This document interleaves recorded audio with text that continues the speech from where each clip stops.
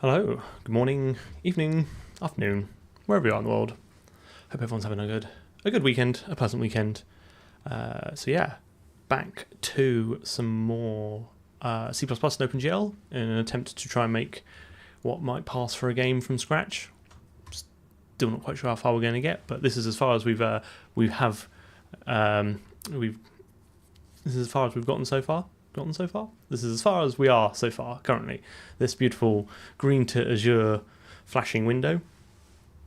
Yeah, so the plan today is to obviously progress this a little bit further. I'm shooting for Hello Triangle. It'd be nice to actually get something rendered on the screen, but there's still, as always with things, a little bit more chuff we have to do before we get there, but we'll kind of go through it all and see where we get to. Yeah, so again, not done anything since the last stream, which was a Wednesday, which was fun. I enjoyed doing a Wednesday stream. I'm definitely going to try and stream a bit more. Yeah, we're going to basically, well, let's get some code up. Let's switch that off, and we had in main. We created a window, and then we just basically keep calling this running function until this returns false, and then we exit. Obviously, my kind of plan for this really as we go along is to get something that works and then refactor and improve it as we go along. This is not the API I want. I don't want to be like just while running, because in this is where the rendering logic is at the moment, which I don't really like either. The window will control the buffer swapping, but the whole idea and the message processing, but the actual rendering at the moment, which all it does is set a clear color and then clear, that should be done elsewhere. So we're going to probably shift some of that out into main today and then start the refactor there. I think I'm going to go for kind of like, I guess, more classic OpenGL, because it's a bit what I'm a bit more familiar with, and then we're going to get that going, because ideally I don't actually want any OpenGL calls in here at all. I want to communicate in terms of like a thin abstraction that we build. So get the OpenGL working, build out an abstraction, and then maybe look to modernize the OpenGL a little bit, maybe with what they call like DSA, which is, slightly more modern version of OpenGL, less binding, that kind of thing. So we'll see how we get on. But the first thing we're going to need is access to all the OpenGL functions, which we don't really currently have at the moment. As I said last stream, Windows doesn't really provide you out of the box all the Windows OpenGL functionality. It only gives you up to like version 1 or 1.1, which doesn't really give you a lot, especially nothing that anyone would even consider modern. So you have to resolve the OpenGL functions yourself, which basically means going to find under the hood. It's finding the driver for whichever particular graphics hardware you have, and that's kind of how Windows structures it. So we're going to have to go and do a little bit of that first. So what we really want is a way. It doesn't give you the modern ones because Windows doesn't really concern itself with how to interact with your graphics hardware. You have to remember OpenGL is effectively a spec, and it's up to your hardware vendor to implement that, NVIDIA or whoever.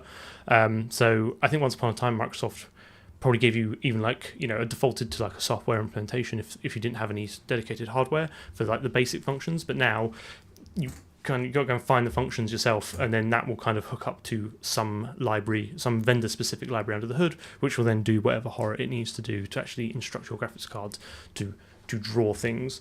For instance, if I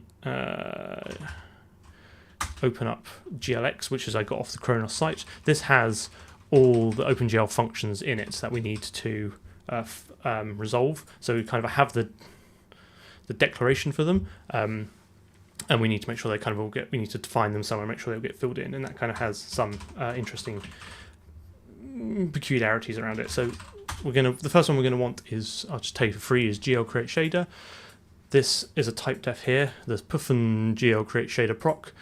This is a type def to a function pointer which has the right signature. So we can effectively declare one of these, call it GL create shader, which is the function we want, and then use some magic to resolve those, and then we can just call GL create shader as if it was defined for us, and then we should be able to use it. So that's going to be kind of where we're going to get to first, but we'll see how we get on.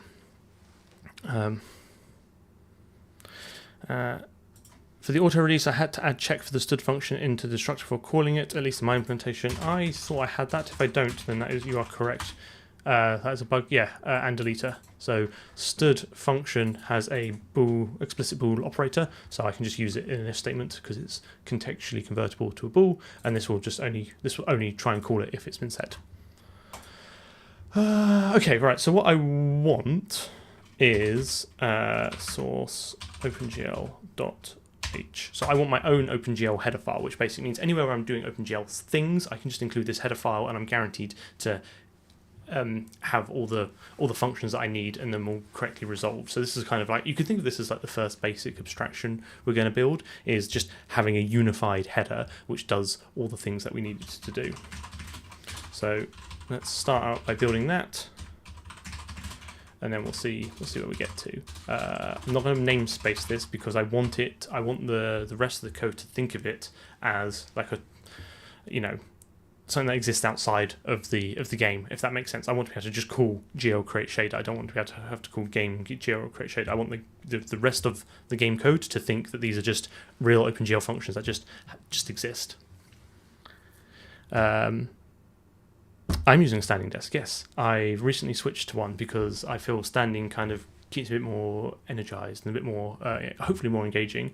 Also, I sit down quite a lot, so it's nice to stand up for a bit. So I kind of sort of chop and change between the two a bit. But I kind of feel like it means if I want to explain something, I can kind of take a step back. I can gesticulate wildly, and I don't know. Hopefully, it's a little bit more interesting.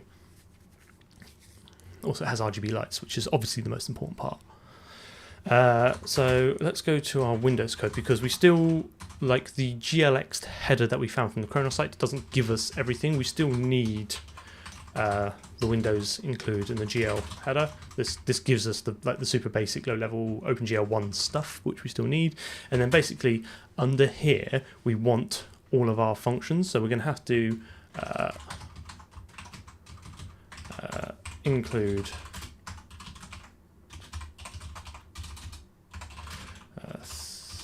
third party OpenGL, and then what was it, glx.h. Alright, so this will give us access to all those type defs, and now, oh, where's it gone? And then we can start filling those in. So there's a problem, and that is the language. C++ as a language has this concept called the one definition rule, which means you can only define every symbol once. You can declare it as many times as you want, but you can only define it. What does that mean? That means I can only actually have a function pointer called GL create shader defined in one translation unit. I can make reference to it from as many other CP files as I want, but by the time it gets to the linker, if I've resolved this function more than once and called it the same thing, the compiler will the linker will quite understandably go, oh, well, this is an ambiguity because when you call this, I don't know which one you want. So we kind of have to be able to get around that. And we're effectively going to be declaring global variables. So there's a way of doing this in C++, and we'll kind of go through that now. But that's just one of the things we need to resolve. The other thing is that we need to kind of have access to this file, like its name as well, because as a string, because the way we resolve these, we have to kind of take that name and pass it into a function which does the resolving for us. So you can kind of think of it as there's three ways when we declare this. Let me just see if I can. Where was the one we wanted? So glx, GL create shader. Alright, so if I just yank that and bring that over here.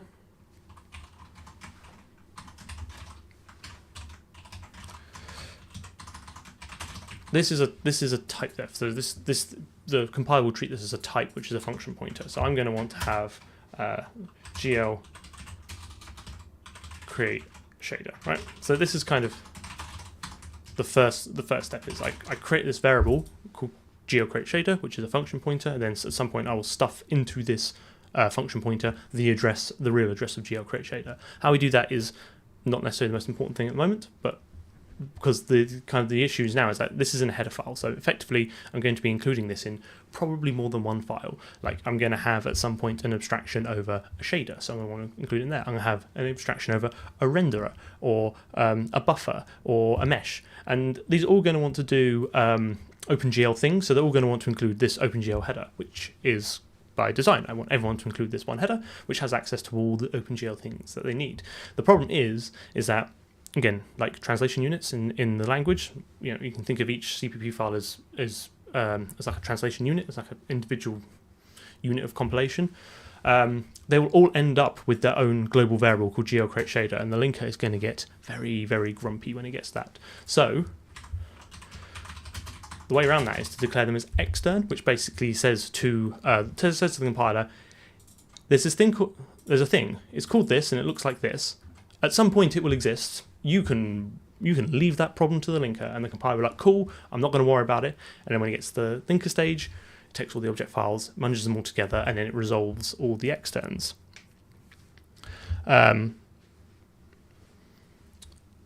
No, I'm not going to give it a null variable because I'm not actually going to declare it like this, and you'll see why in a second. I'm just kind of going through some of the mechanics at the moment. So now we've got this issue, like I need to declare them extern everywhere except for exactly one place where they can't be extern, because that's where they'll be reified. That's where they'll actually need to exist, and that will probably be in like Windows CPP. So when I include it in here, like I've done for these special WGL functions, I need, with this horrific rune here, I will need them to be not extern. So I guess there's a couple of ways of doing this, right? One is I just list all of them in this file as extern, and then I just duplicate them in here. But I don't really like that because I don't like code duplication. Two, it's error prone. If I forget to include one here and over here, then I'll get a linker error. I kind of want it all to just work. I just want to be able to list all these and have it all work. So that's what we're going to try and do, is have it all just work. Now, this will quite possibly be one of the few places I use macros, because this is probably one of the actual use cases of macros, in the sense that there's not really a language feature that kind of replicates it, and I don't really like macros. They're kind of a massive pain to debug. They're a little bit obtuse, it's all this like copy and paste nonsense that goes on, so when it's very hard to kind of just visually look at what's going on. But I think that's what we're going to do. So I'm going to basically do, has anyone,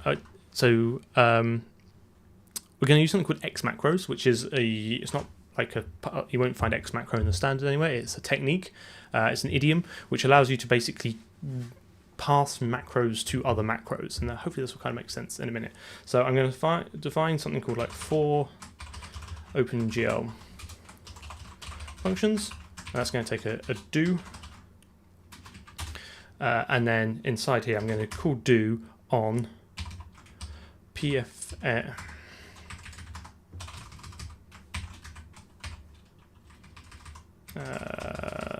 d2f space right, okay. So what this basically does is it defines a macro, and in it I will pass to it another macro, and this macro will expand to whatever one I pass it to, pass with these arguments. So I'll basically list out here every single function I want. I'll basically just stick into this list, and then I'll just keep adding to it. So what that allows us to do then is something like, okay, if not defined no extern, then hash define do extern type name extern type name, and then I can do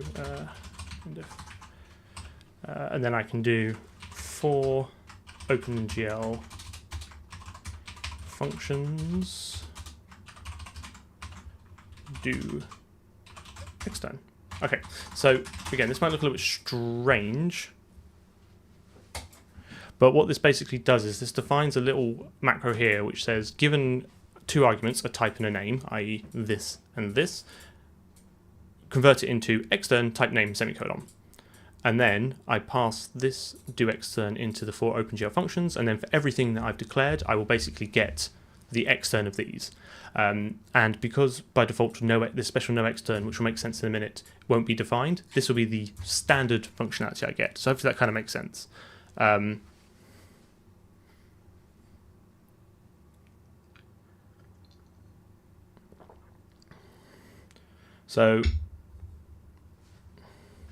So that solves the case where we need to define them all as this, right? So I can get rid of this now. So this will, just by the very nature of including this file, this will expand out all of these into.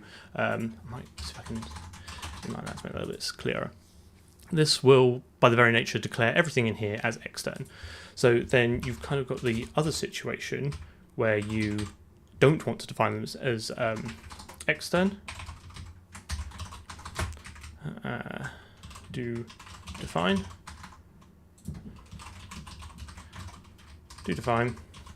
and then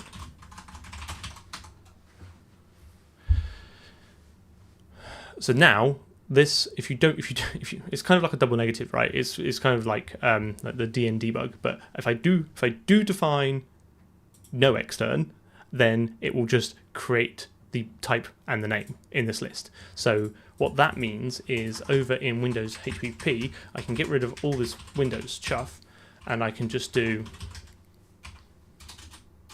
hash include what I call it, OpenGL.h. But more importantly, before I do this, I can define no extern, which will then means that when it goes through and expands it all, it will pick this one, which will give me the one true definition of all these functions, and then everywhere else where I include OpenGL.h, which will be everywhere else, then I won't define no extern, and then I'll get the extern version. So hopefully that kind of makes sense. It's kind of just it just means now that I can just list all the functions once, and I kind of get the dual functionality that I want without having to worry too much about it.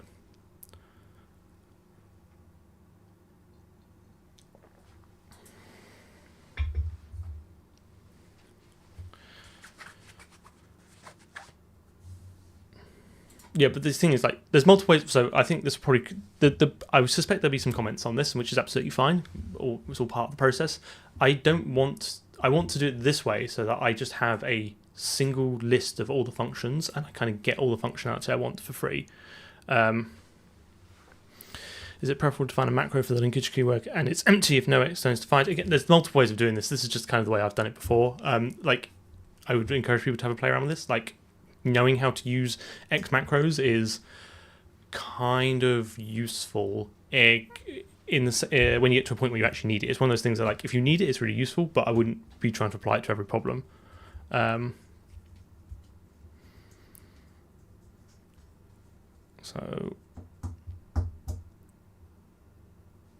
So now what we can do is, well, let's just check this still blends. So we should, in theory, still have what we had before.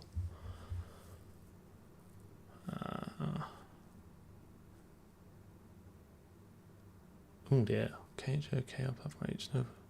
Wasn't expecting that. Where does that come from? KHR is the Kronos group. Am I missing a header? Let's see. How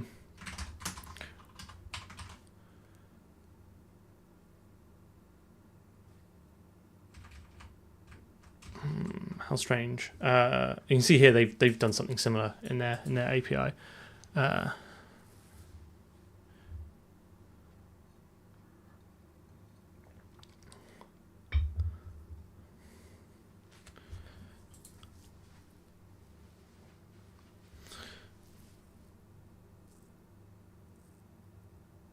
You have GLX and the other file. Yes, so I need both. I need the GLX because the GLX is the one that has the OpenGL functions, and the WGLX has the Windows specific ones that you need to use to resolve the other one. I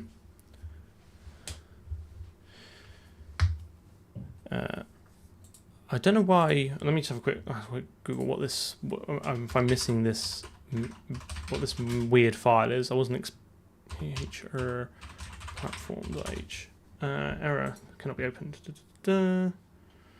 Accept all. It says you should get it from Glad, but obviously we're not using Glad, so is it on the Kronos site? Can I? What's in it?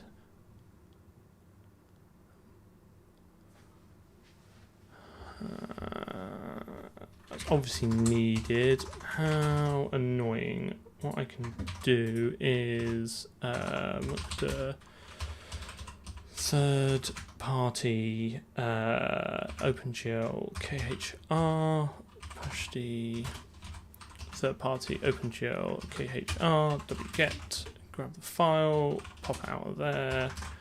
Let's see if that likes it.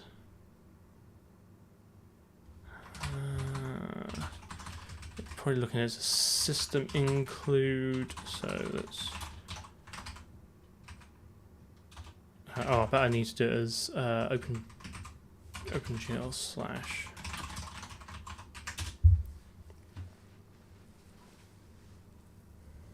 no OpenGL. I don't. I'm really quite confused now. Third party. That's why. I'm hoping this is just a bunch of hash defines and definitions that I need.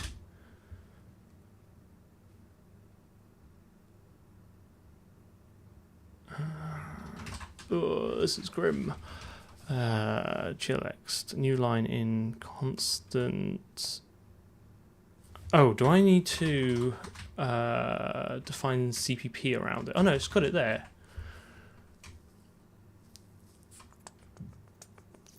What I'm going to do is, rather than messing around with this, because it's actually not going to get us where we want to be right now, I think,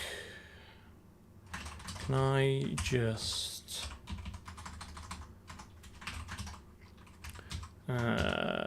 pinch some of this?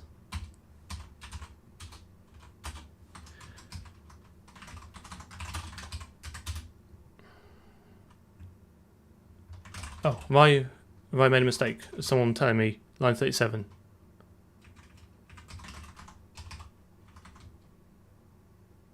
Oh, thank you. Sorry, I kind of it's quite. I am getting better at kind of looking at code and keeping an eye on the chat. Thank you very much. Apologies for everyone who was screaming massively into the void there.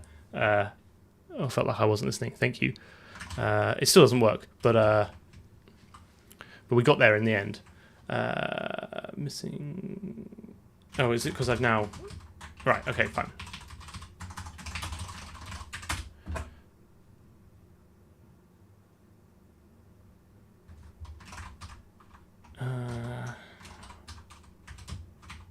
Okay. Where are we at? Is anyone else? Anyone else in it? Windows 17 missing type specify int.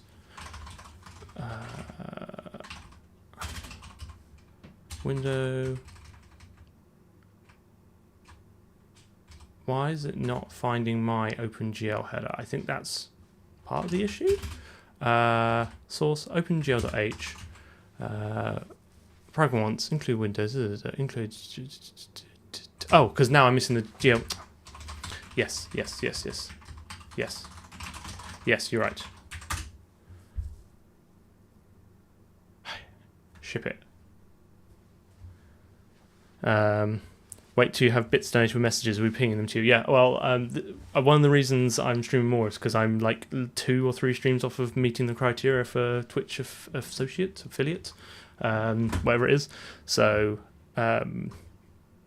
we'll be hopefully get there soon. Is it supposed to be gl/gl.h?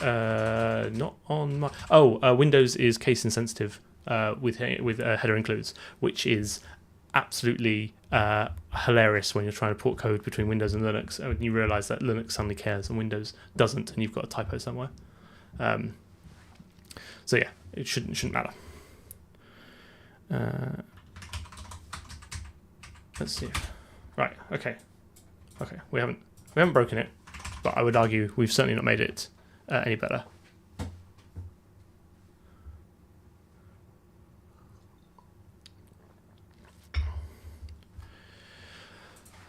Okay, right. So now we need to let's see if we can resolve this function. So back to our code.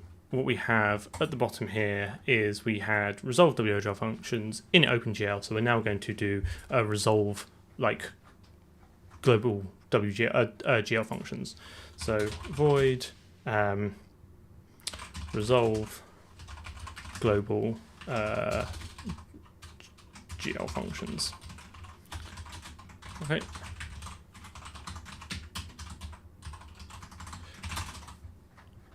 And then this will be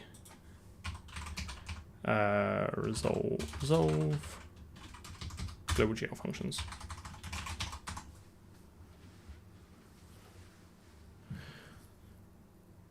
Yeah, even worse when there's two files with the same name but different case. Linux doesn't care. Windows freaks out. Like, it's just, I've had this before where there's been like, I've literally had a typo in a header include file where it was uppercase or low. One letter was uppercase and one was lowercase, and like point between the two of them. It took me ages to figure it out. But yeah, I don't know. There's fun. Like, I say this a lot. Like, I don't really want to bash on Windows because I've not written the world's most popular operating system or one of the world's most popular operating systems. So what again? What do I know? It's very easy to look at the things that, you know, the decisions they made 30, 40 years or whatever ago and be like, I wouldn't have done it like that. Will we have a triangle drawn by the end of the screen? I sure hope so. But again, one of the joys of doing it from scratch is we've not even found the OpenGL functions we need yet to actually get that far. So we'll see how we get on. So the other reason I wanted to use an X macro is because now it actually makes the process of, in theory, resolving these functions even easier. So I can hash define. What do I want to do? Let's actually have another function which does the resolve, I guess. We've resolved something before. In fact, actually, this isn't. We can rename this to resolve WL.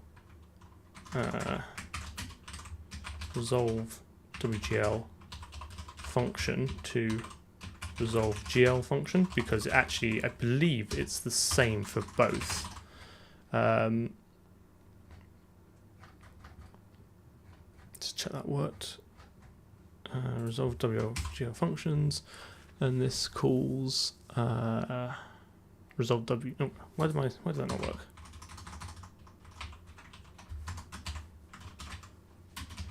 Resolve WGL function to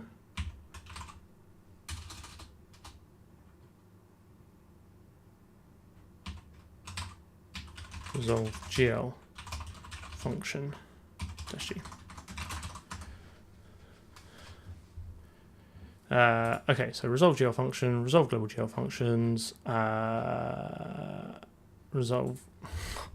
I'll get there in a minute. All right. Okay. One nightmare.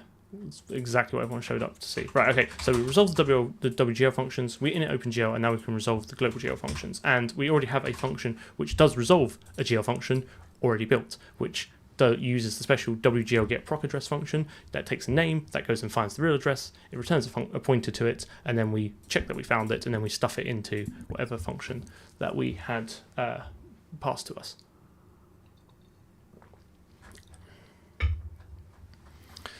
So I think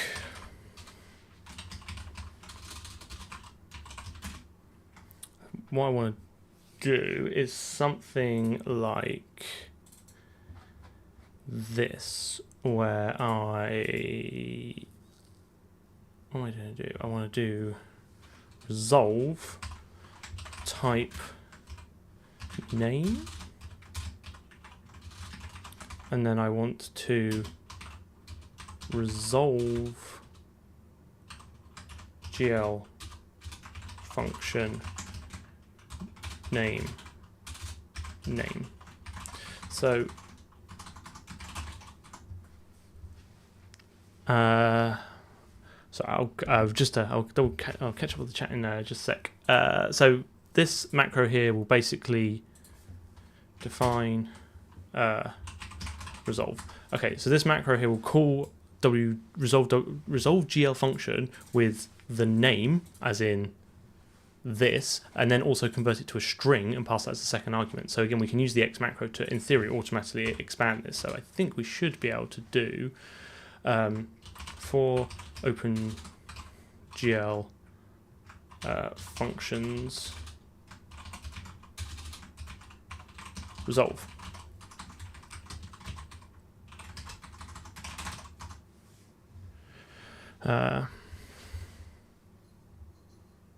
So what? So let me just catch up on all the on the chat. So this is going to be version 4.6. It's going to be the latest one.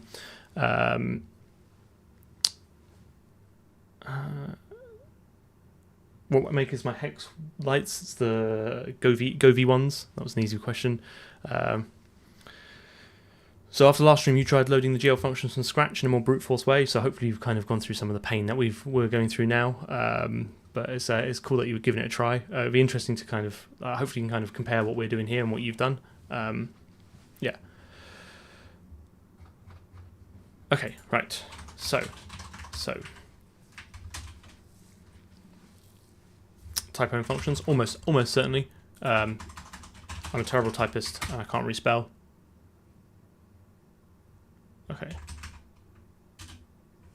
Okay, so that has, in theory, resolved that function because we, in resolve GL functions, we assert that it was null pointer. So assuming this gets called, which I can't see why it wouldn't, we've now accessed this. So, this won't work on macOS because they've stopped upgrading OpenGL around about 3.3 and then it's deprecated. So you would, if we wanted to port this to macOS, we would have to use Metal or is it Molten VK, like use it in Vulkan and translate it to Metal. But one thing at a time first. I'm just sticking with Windows, and we'll see what we get to. So now this is kind of like the trifecta, I guess. Like this horrible macro now handles the three specific cases that I wanted, which is extern everywhere, not extern specifically, but also allows me to resolve them. So every time I can just keep adding functions to this list now, and I will get that in all the places that I want, including the resolution. So this, I think, is probably, I think it's one of the cleaner ways of doing it, and it kind of stops things getting out of sync, and it just means that every time I need a new OpenGL function, just slap it in here and away we go. Yeah, this is what autocomplete's for. That I agree.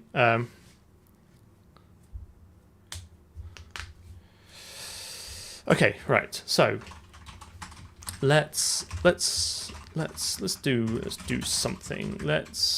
I want to move this OpenGL code out into main because this isn't really part of what I want. So let's open up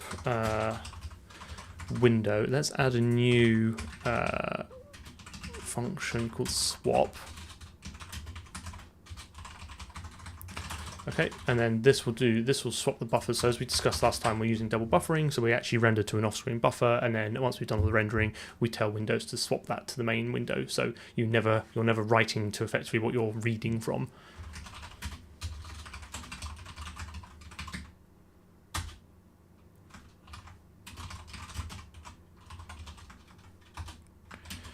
So this will be, what was it, swap buffers DC.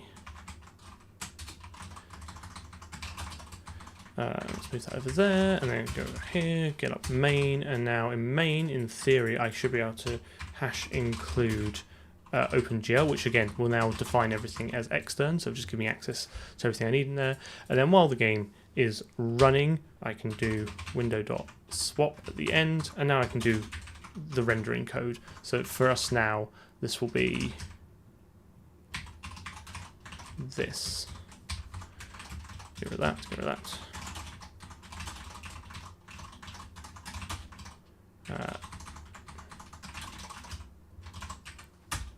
Well, that's obviously going to work because I've not rebuilt it.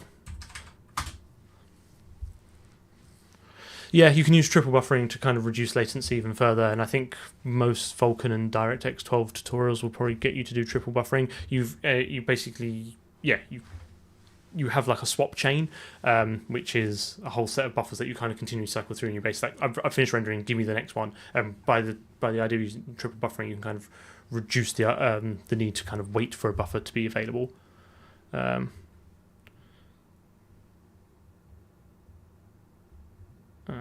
But yeah, I'm not a graphics expert, so this is a lot of this stuff is just stuff I've kind of gleaned from messing around with it.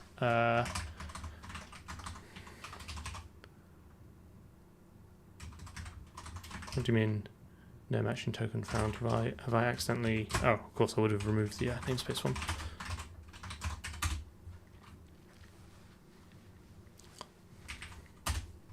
Nailed it. All right, we're back to where we started, but the code is starting to look a little bit better. So I think we're going to get rid of all this, and we will just set the GL color to. I think it defaults to black anyway, but we will set it there. And then what I'll do is I'll start mocking out the code we want, and then we can start looking at building out. I really must change the default window position, because at the moment it always starts over here, which is kind of not useful to anyone. So anyway, drag over here. So we're back in business. So the steps that we need to do for hello triangle are, before we do any rendering, we need to create our shaders. We need to create our program.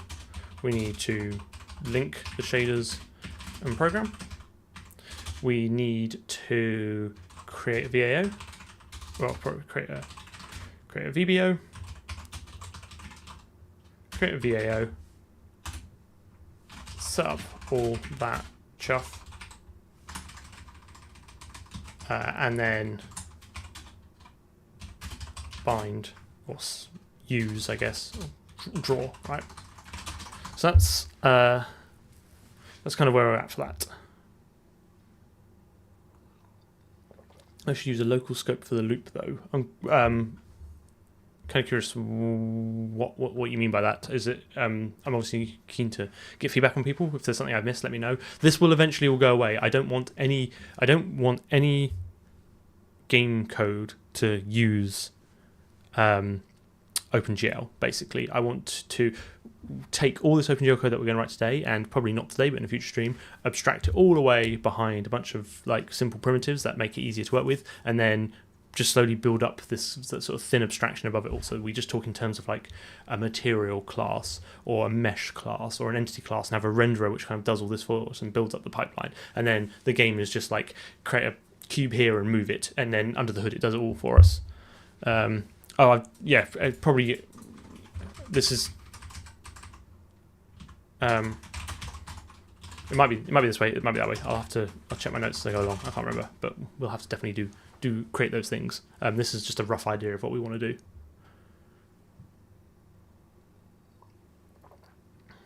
For my shaders, are you going to use loops or just try and unroll it for efficiency purposes? For my shaders, I'm going to just do the bare minimum that gets us going, and then we'll look at improving them in the future. I know that OpenGL, the latest OpenGL, has this concept of like mix and match programs as well, where you can kind of individually compile the vertex shader and the fragment shader, and then your programs mix and match the different parts rather than having to kind of munch it all into one. So I'm kind of interested to give that a try as well, and see where it goes. The VBO binds to the VAO. So the VAO, the vertex array object, is all the bindings and everything you need to actually draw something. VBO is the vertex buffer object. This is a representation or a handle to a buffer in your graphics card, which actually stores the vertex data. So we will bind the VBO to the VAO. So when you draw the VAO, it'd be like, oh, I know where my data is roughly. But yeah, I'm going to keep it kind of simple as we go along. Anyway, I'm kind of prattling on a bit now. I think we should, well, I suppose we better write our first shader. Static const export auto vertex shader equals r. So this is a multi-line string literal.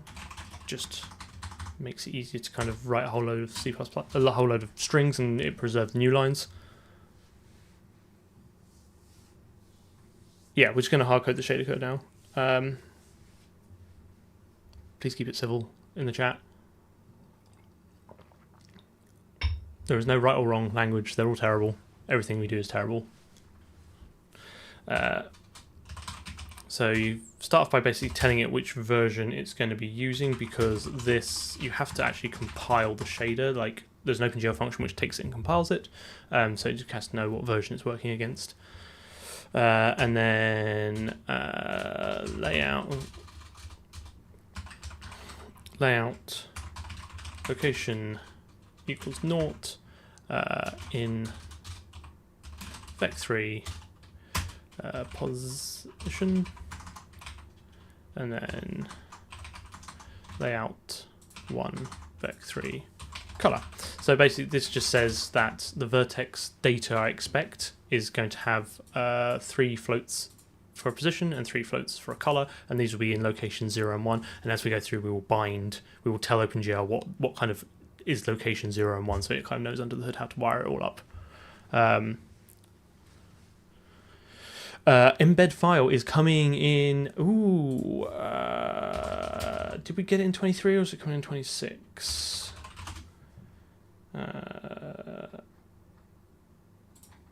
Oh, it is in 23. Interesting. I've not used that yet. Oh, that's in C. But I suppose it would be the hash embed. Preprocessor directive to include binary resources in the build. Maybe we'll have a look at that. For the moment, I am just going. Yes, you can do that. Which is cool. I've not played around with that yet. So again, one of the nice things about having a project like this is it's a chance to play around with new features. I might have a play around with it. Might be cool. But for the moment, again, like I think it's so easy to get caught up in like a rabbit hole of like, oh, I'll try this, and then you never, you're 45 minutes into a stream and we've only just resolved a function. So I'm trying to just keep us like forever marching towards something, and then we can kind of go back and spend some streams like trying out some other stuff.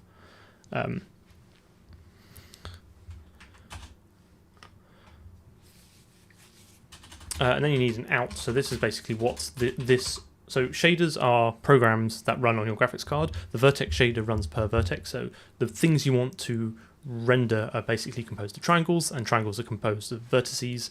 And this shader will run for each vertex, and it will then produce some data and provide that over to the next stage. So this is kind of what we're doing now. So the output of the vertex is the out color.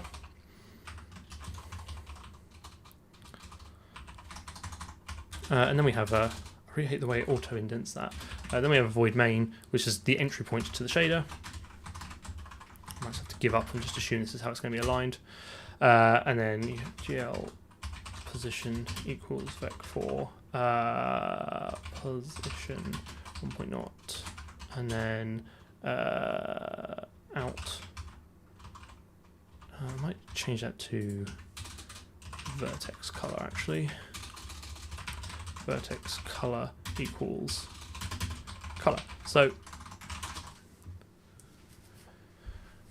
vertex is not the line between the triangles, it is the points of the triangle. So a triangle will have 3 vertices, and then this function will run per vertex in the graphics card. And then what it will do is it will basically say, here's the final position. So this is just the position we passed in. We will modify this in future when we have to have perspective and a camera and the ability to kind of move things around the position. We'll do all the matrix multiplication, all the maths here to basically resolve the final position of the vertex, and then from here we're just going to pass along the color input to the next stage. It will do the fancy interpolation stuff for us, which we'll see when we get to the end. There's no point passing in. I'm not worried about transparency at the moment. I just want everything to be full transparent, so this is why I just pass in the three colors, and then just pass those along. The output is 4 because this is a special variable that you have to set in the vertex shader, and it expects homogeneous coordinates, which is x, y, z, w. I'm not a maths expert, but when you kind of look at how the matrices work, it makes the maths work, because you can basically then multiply a 4 element vector by a 4x4 matrix, and the 4x4 matrix allows you to represent rotation, scale, and translation all in one. Nice. Homogeneous, yes. I think I said that. Like milk. So yeah, we set this special thing saying, by the way, once we're done, here is the position the vertex will be in for you to render, and this will be in normalized device coordinates, so 0 to 1. We're going to get onto quaternions at some point. Okay, so that's the first one, right? We've spoken a lot about it. Let's see if we can compile this. I think it's the most thing is first things first. So I'm going to do auto compile shader stood string view source and give that a, what does create shader give us? A GL uint.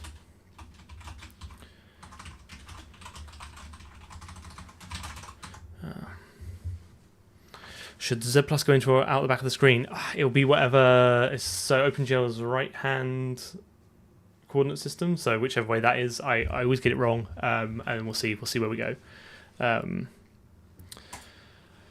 So because we're going to compile two shaders, I'm just going to put in a function, and then again, eventually, when we build up the abstraction, we can just take this, hoist this function into a class, and then it'll all be kind of nice.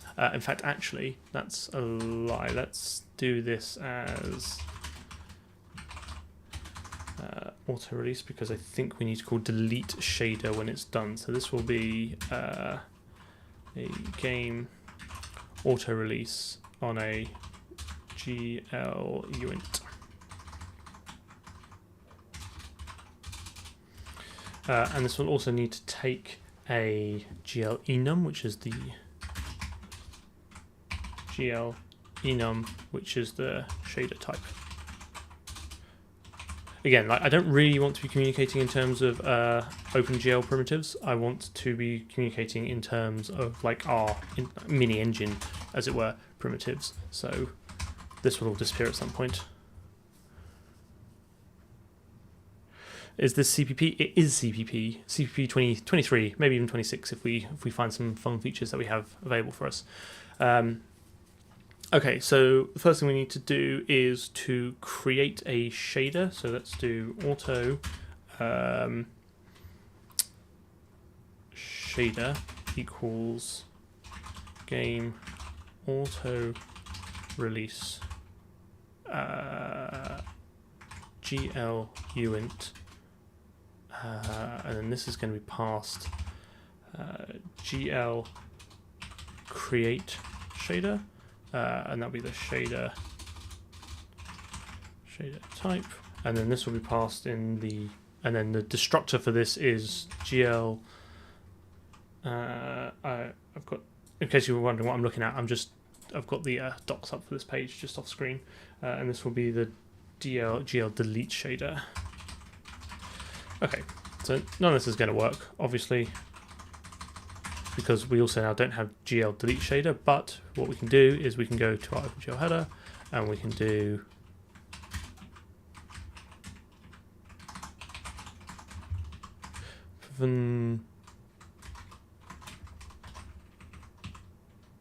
GL delete shader, and then do CTS, oh my goodness, CTS delete shader. So again, this is the advantage of having this, going through the pain of setting up all these the machinery, is that I can now just keep adding these to it, and it should all just work.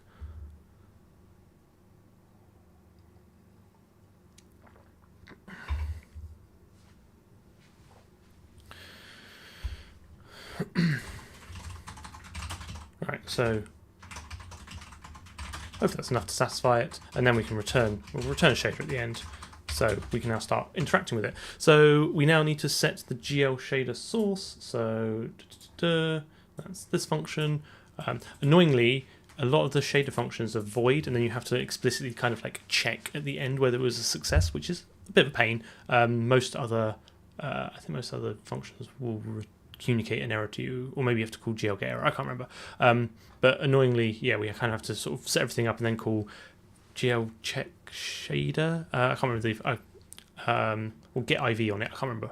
But I've got it somewhere. In fact, get shader IV, there we go. Anyway, we'll get there, we'll see how it works. Nope, it does not need to return the address of shader because that would be well, one, it wouldn't match this type, and two, it would then be pointed to a stack allocated variable, which would then go out of scope, so that'd be undefined behavior. Okay, so GL. Right. I hope everyone is happy with staring at this this file a lot, because it's going to be a lot of this. So DCTC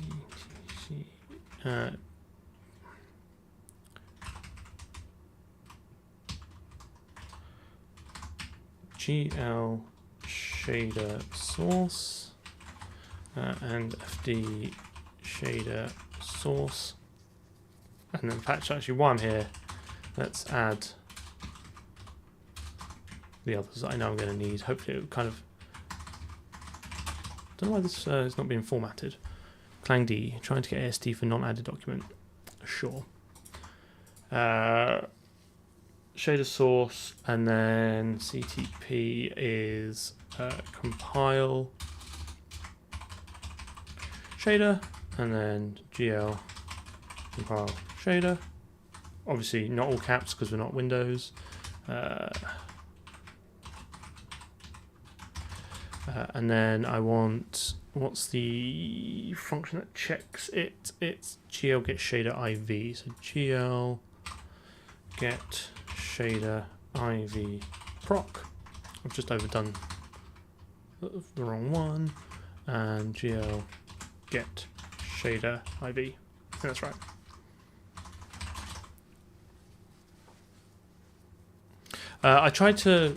I could keep it open, yeah. I just feel like it cramps the text a little bit because I have to have the text quite big so everyone can see. So I try to focus, like when doing this like live, have it so that there's minimal distraction. We can kind of just focus on the bit I'm working on. But yeah, maybe there's a better way of doing it. Can I have a link to your npm config? Yeah, I mean, if you, I will post it a bit later. Remind me. There's also, I made a YouTube community post on it earlier, which also has the link. So if you want to hop over to YouTube and check out what's going on there, there's also a link to it.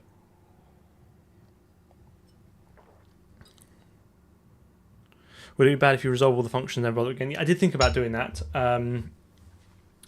It just feels, yeah, I don't know. I just can't, to a certain extent, I can't be bothered, and the other to the extent, I feel like just keep doing it as I go along. That way I know I've only got the bits I need, but maybe that's not right. Maybe I should just resolve them all. Maybe I could just write a Vim macro to pull them out of that file and do it all once. I don't know. But anyway, here we are. Here we are. So GL shader source, which takes the shader object that we just made. So I'll pass that in there. A count, which is 1, because I'm only going to do one shader for this. And then I want to pass in the shader source, which is it needs to be an array of string pointers. So let's do auto shader source pointer.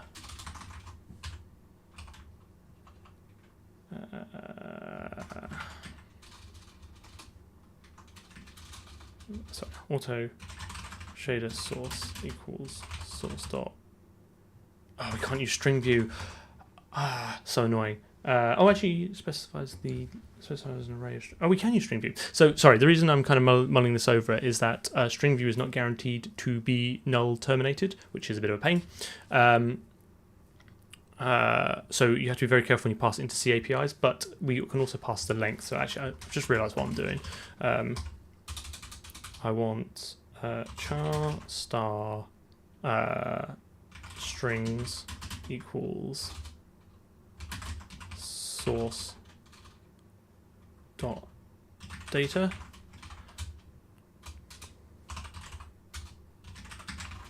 And then I want GL, in fact, actually, I think it's worth communicating in the actual types it expects. So do GL int lengths equals source.length. And now I should be able to do strings and lengths. Whew. What pain. There is no C string in string view because it's not guaranteed to be null terminated. This is kind of the point I was having. Can I show this?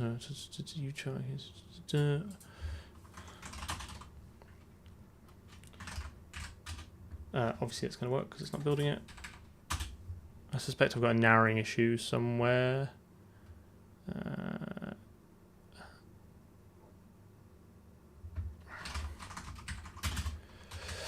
Let's go fix these. I'm pretty sure that's right.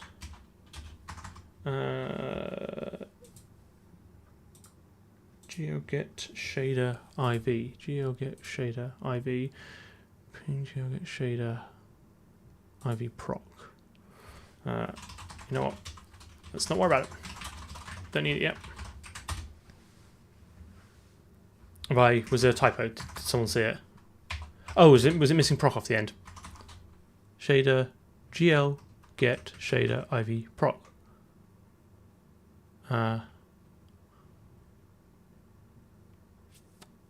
Someone said it's IV proc, but I don't see it. Doesn't mean it's right. Cannot convert from const char to GL char. Oh, because it loses the const qualifier, obviously. So that's, and that should probably be const 2. Let's just check the. Oh yeah, these should both be const. That's fine. That's fine. It might not like the narrowing of length to an int. Yeah, doesn't like that. That's fine. We can fix that. We'll be like, nope, don't worry. GL int. This is legit. It's unlikely to be so big that we have a narrowing issue anyway. And then I've just put that in there.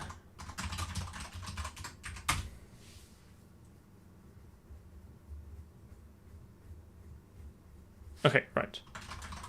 So,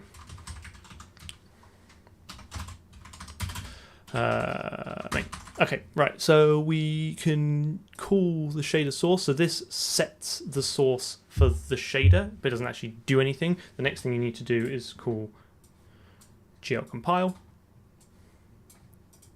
So we do GL compile, and that will be on our shader object. GL compile shader.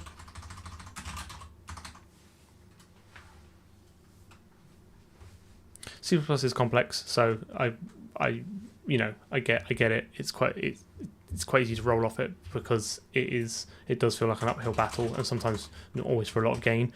I do empathise with anyone who's learning C++ in 2024. The language is now so complex and so big, and the best practices have changed as they naturally would over time. There's quite a lot of information out there which is out of date or is no longer relevant. So yeah, it's hard learning any new skill, but C++ is a bit of a pig. Okay, right. So this now compiles it. So now what we need to do is we need to resolve this GL get shader issue. So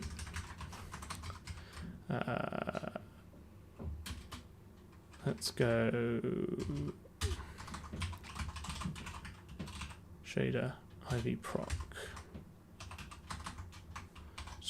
Just gonna yank that out of there. Ooh.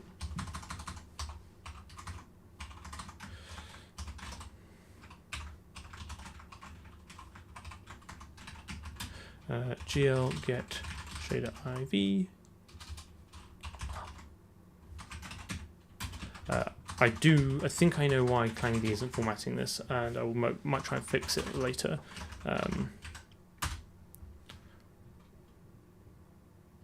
Cool. Okay, right. So now we can call so GeoGet shader IV return a parameter from a shader object. So what we'll do is we will ask it for the compile status, and it will basically say returns GL true if the last compile operation was successful. You can then use a function to get extended information on why it failed, which I'm going to do later as part of the refactor. I think at the moment, I'm assuming I'm hoping most of these will compile. Or if it doesn't, we'll then add it then. I'm just kind of keen to actually progress this, but we will do it properly eventually. So basically what I want to do is ensure that GL get shader IV of shader GL compile status. Oh no, is this? That's a void function. Oh, it passes it as an out param. Of course it does. GL int result compile status result, and now I can ensure result failed to compile shader. And what I'll do is I'll also stick on there the shader type. It's an enum, so it'll just be an integer, so it won't actually help us, but we can map that back later if we need to.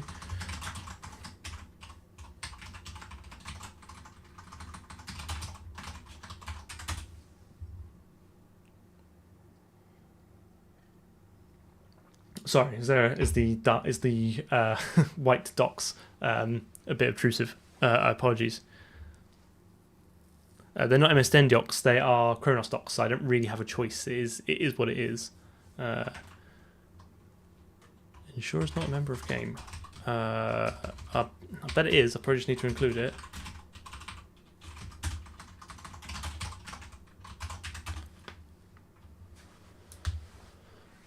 Okay, right, so now we can go, after window we can do auto vertex shader equals, what do I call it?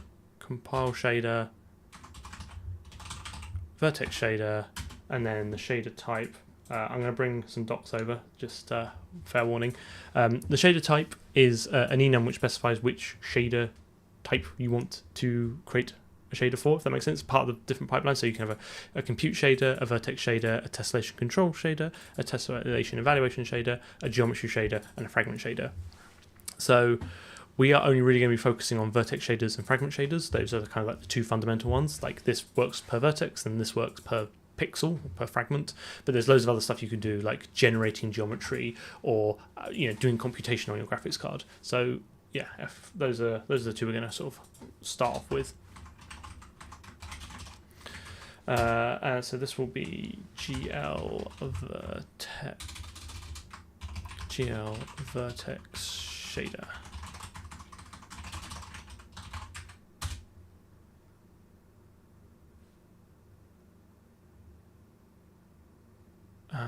What is it not like? Vertex shader can't be used before it is initialized. Aha.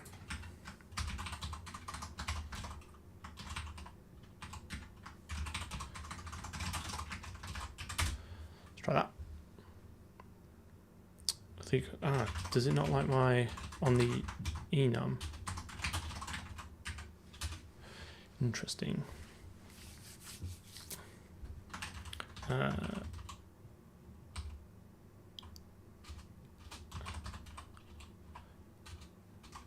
don't have it. Never mind.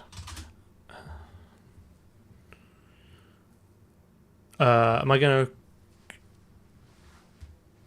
to compile a separate function for each of the comments or just write them there? I'm going to write them bare to start with. The only reason I'm doing this as a function is because I need to call it twice. We're going to just we're going to write raw OpenGL, and then we're going to build up the abstraction later once we've got it working. If we get it working. When we get it. Let's be positive. When we get it working. Okay, so that still works. So it definitely sure does like my vertex shader. So now let's do the fragment shader.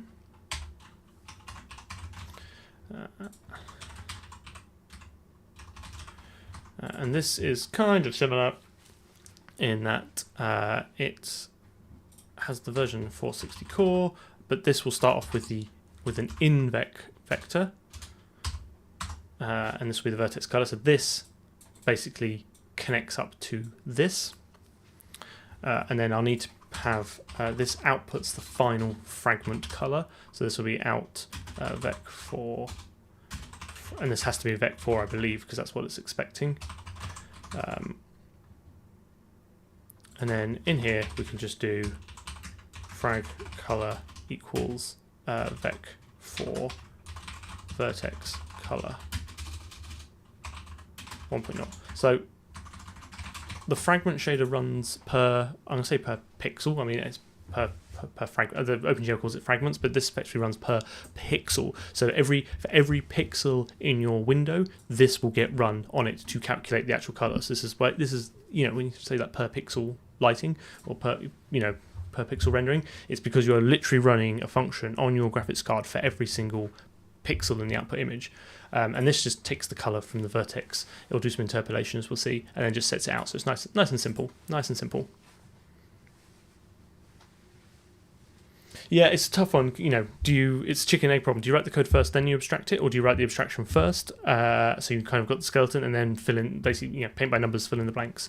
There's no right or wrong way to do it. I'd say if you are reasonably sure what your abstraction is, then it kind of probably does make sense to do that first, because it's in total less effort, because you're not having to effectively do that refactor. But if you don't know what your if you're doing something like this, right, where this is not, we've not sat down and had a design meeting about it, we've not brainstormed it ahead of time, we're not doing a lot of design work up front, then I think it makes sense to code it up first and then figure out the abstraction from there. So that's what I'm doing. Okay, so now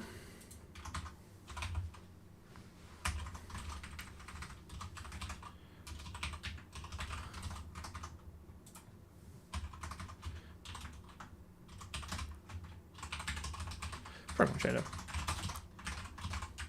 So this blends. See if this builds, see if it runs. Nailed it. Okay, right. So we've now got shaders. So the next thing we need to do is create a program, and the program will use those shaders. So back to OpenGL land. I need two more here. The first one will be GL create program. Oh god.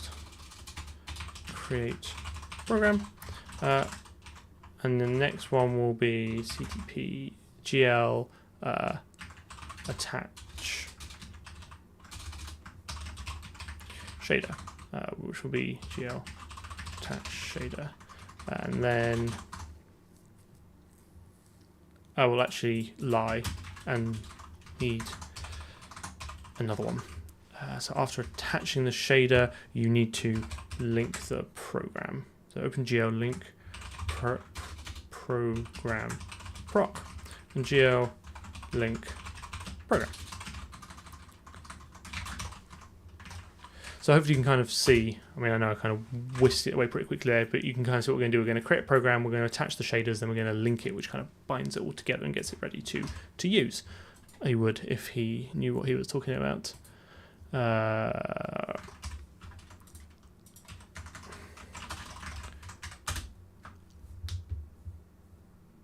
Okay, right. Back to main. So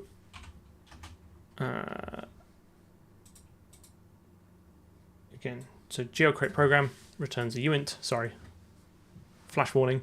Again, this is a handle to a program, and I guess at the end of it, we're going to probably need delete program as well. I'll just quickly add that in. GL create program. CTP delete and FC CTP delete. Nailed it. Okay, right. So auto program equals auto release. What did I say? It was a GL uint, and then that will take GL create program and GL delete program. So this just wraps it all up, so we don't have to worry about the resource management. Of course, that's namespaced. I think I've got too many curly braces. Okay, cool. Okay. Game. Ensure.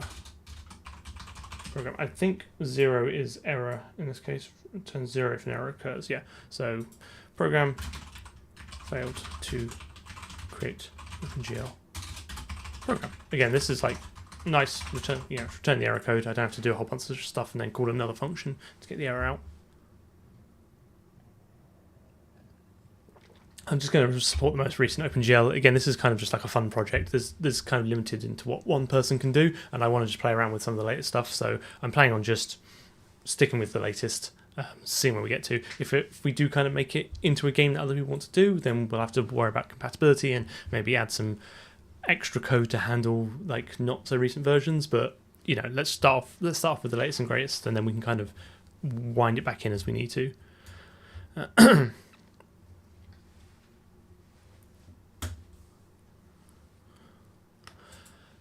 Okay, so we've got our program, and now we need to attach the shader. So, nope, not that. No, what am I doing? GL attach shader. This will take the program and pass in the vertex shader.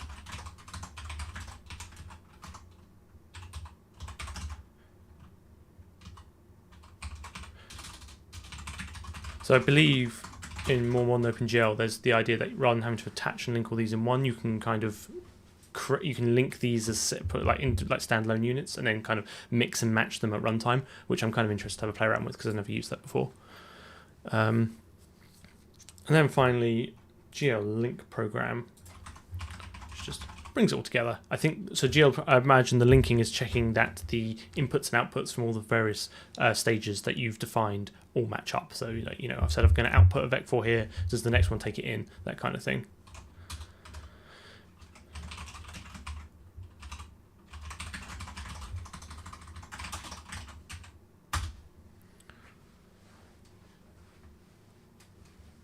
Yeah, so I mean, OpenGL is definitely easier to get going with. Vulkan, the whole point of Vulkan is that OpenGL and DirectX 11 kind of make a lot of assumptions for you. There's a lot of magic that goes under the hood, like a huge to like optimize things and stuff. And my understanding is that at some point game devs were like, well, I don't want that magic and those optimizations you're automatically doing under the hood, because you are making assumptions about my game that might not necessarily be true. I want full control. So that's why DirectX 12 and Vulkan and Metal were born. It kind of takes away all the magic and just leaves you with all the dials, knobs and levers, and kind of lets you get on with it.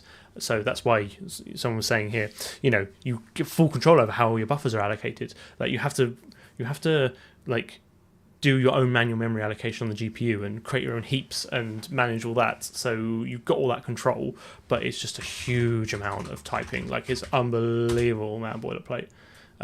So for something live and where I actually want to achieve something, OpenGL kind of made more sense to me because I'm a little bit more familiar with it.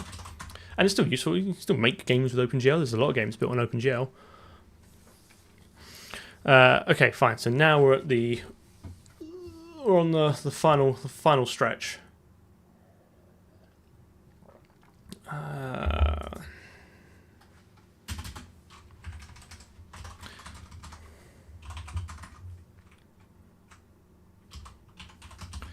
gonna need gen vertex arrays.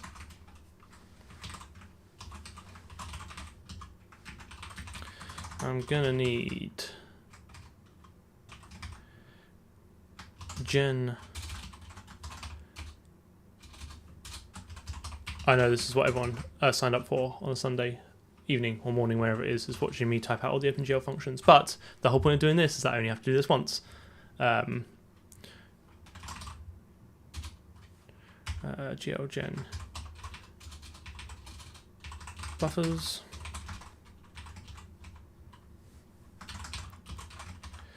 GL bind vertex array. GL bind vertex array.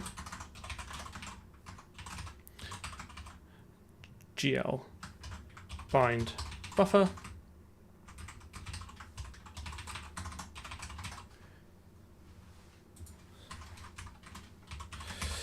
GL buffer data.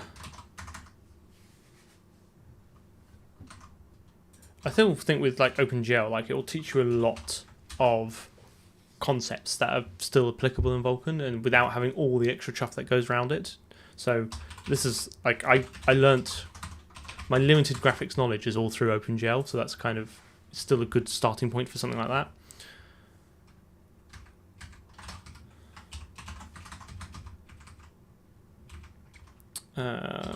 And then vertex attrib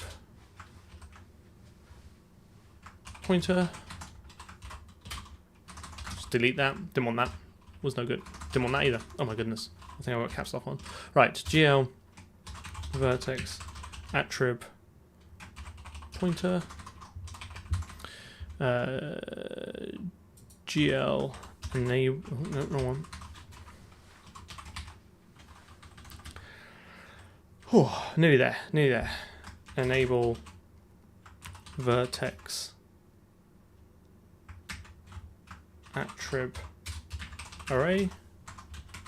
GL vertex GL enable attrib vertex array. I think I've already got bind vertex array, and then I think literally the last two. Oh, I think the last two is GL use program, kind of an important one.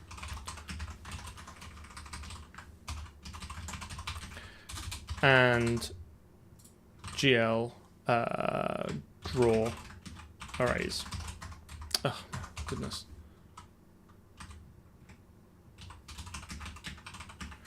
Draw arrays proc back here.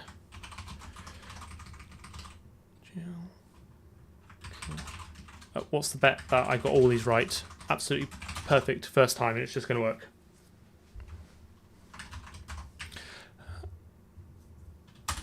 Thanks for joining us, Nicholas. Good night to you too. Thanks for coming along.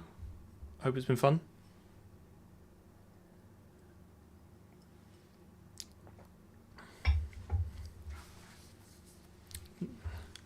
Uh, 34. That's the problem with the macros now. Is it's so it's away, silly rabbit.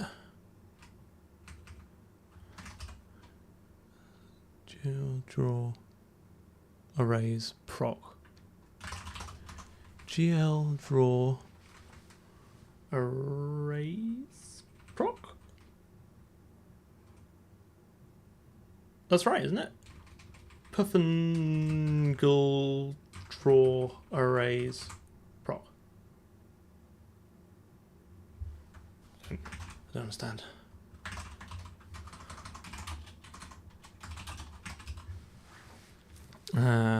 It definitely doesn't like draw arrays proc.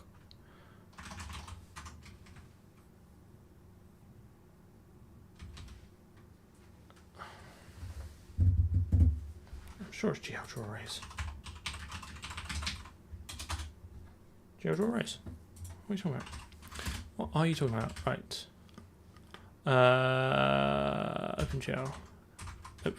Let's go for GL draw arrays.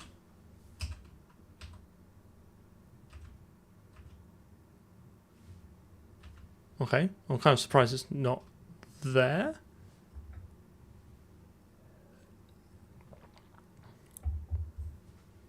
I'm going to do index arrays probably another stream. I think for now I just want to just get something drawing, but I'm kind of confused why this isn't there.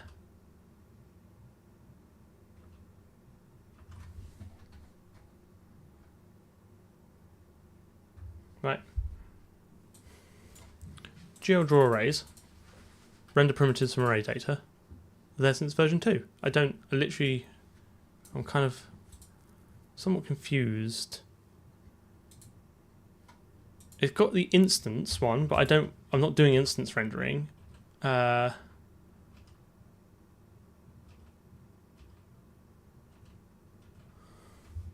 GL draw arrays proc GL draw array proc. How bizarre. Let me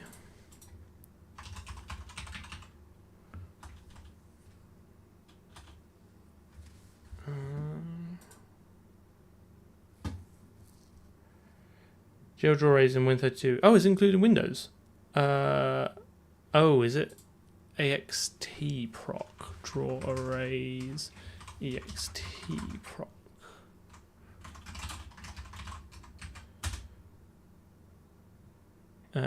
It does need to be loaded because otherwise we won't be able to draw anything. Oh, as in, like, do you think it's preloaded? Sorry, I understand what you mean now. Apparently it's the extended version. Sure, I'll maybe dig into that later. Interesting. So it might actually already be there in the, because it does say some from version 2. So maybe when we get there, we'll try it and we'll see what happens. We've still got all this stuff to do first. So VAO, vertex array object, is the kind of abstraction over all the bits that are needed to draw something, including like where the buffers are and how they're laid out in memory and that kind of thing. That's the thing you kind of bind and draw right at the end. So let's go GL uint VAO and then GL gen vertex arrays 1 VAO, and then let's have a look at that. GL gen vertex arrays. I assume that returns 0 on error.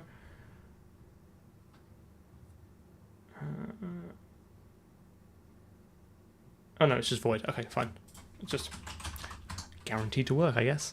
And then I want GL uint VBO, which will be the vertex buffer object. So this will be a handle to effectively graphics card memory where we will stick all the data needed to actually render our triangle if we get there. I'm hoping we will. Might be a slightly longer stream this evening. I'm determined, even if I have to step late, I'm determined to try and get this triangle done. Yes, you are right. Let's be consistent with the naming convention or styling that I've arbitrarily chosen.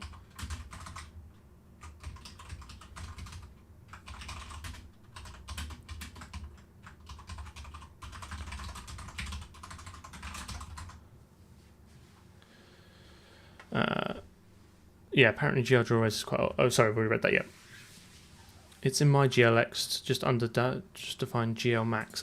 Well, let's figure it out when we get there. I have every confidence that between the 150 plus of us here, we can figure it out.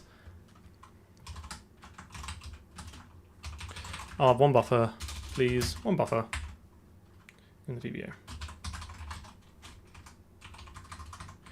I'm just thinking those probably should be auto-released objects to clean them up, but I think in the interest of time, we will keep going as they are, and then we'll just, when we abstract this all out, we'll do it.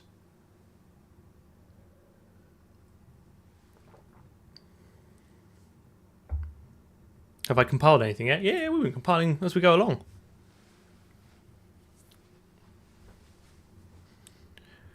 My favourite beer, great question. I will, at a pub, I will probably always have a pint of Guinness. At the moment, I'm quite into Lef and sort of Belgian Abbey beers. And then I guess I kind of like a lot of the Brewdog stuff as well at the moment. But I'll drink most beer.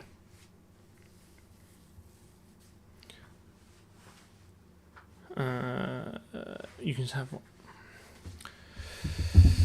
Okay, fine. So we now need to. So OpenGL is a state machine. I think that's kind of an important concept to cover. Like you basically you set up the state for what you want. You say like I want this to be bound. I want this to be bound. I want this. I want to use this program with this texture bar. You set up all the states, and then you get to the end, and you basically pull the lever on the draw command, and then cry when it's a blank screen, and then iterate on that. But you kind of have to set up all the states and then draw. So what I now need to do is bind the vertex array. So what this basically does is now because it's a state machine, any operations we do on VAOs will now apply to this one because it is the current bound one, if that makes sense. I bound it, and now we can kind of start working with it. And then again, I now need to bind a buffer. The GL array buffer, and this will be the VBO. So this binds to the GL array type for the currently bound array object, the VBO, if that makes sense. GL bind buffer, have I not got that? I think I do. Pretty sure I do. And then we can buffer the data. So what I actually need is some data. I need some data.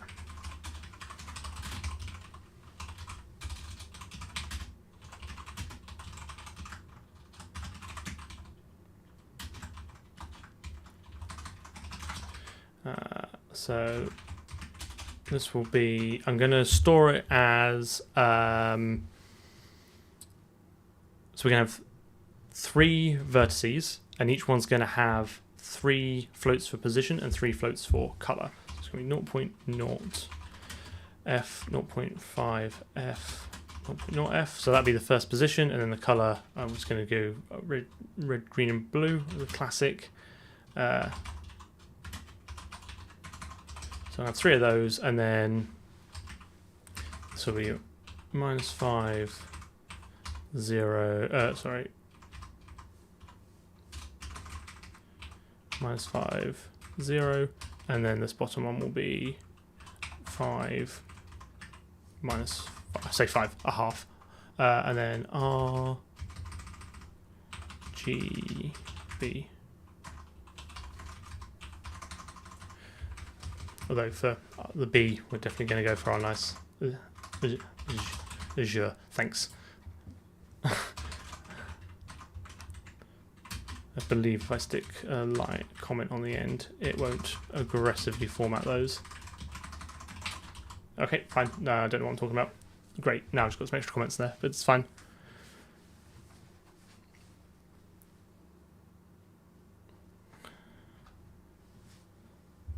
I don't know if there's a limitation for the state-based design. I suspect it gave hardware vendors a lot of flexibility and to do, like I said, a lot of these like optimizations under the hood. You kind of just set up, again, you kind of, to a certain extent, you're kind of describing what you want, and then OpenGL takes it and makes that real. So I guess that's kind of the reason it's a state machine, or possibly. I wasn't there when they set up the standard, but again, you leave a lot of the details up to the hardware vendor, which then gives them a chance to optimize.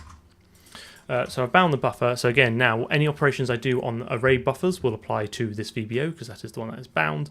So I now need to GL buffer data, and I'm going to say to the GL array buffer, which is bound, size of vertex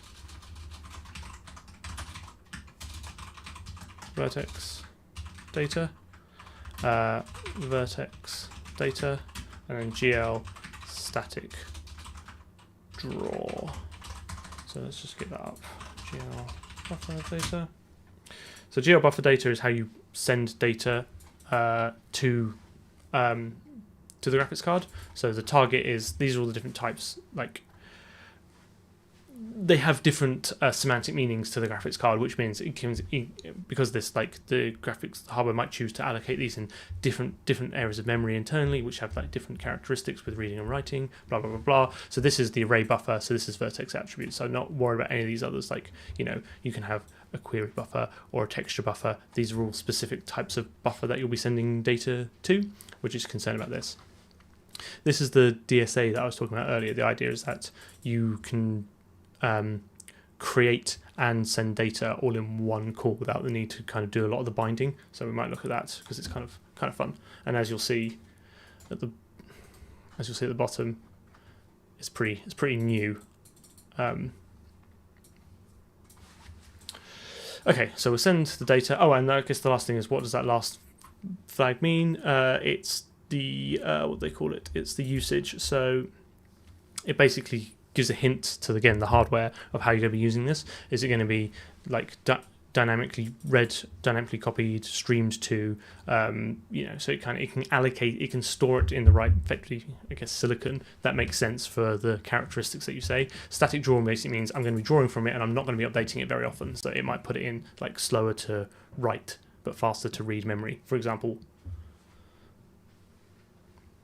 Yeah, we're going to try to do some DSA. I think it'll be fun. I've never done it before, so it's going to be a new adventure for me as well. So I'm kind of looking forward to giving that a go. Okay, fine. Now, so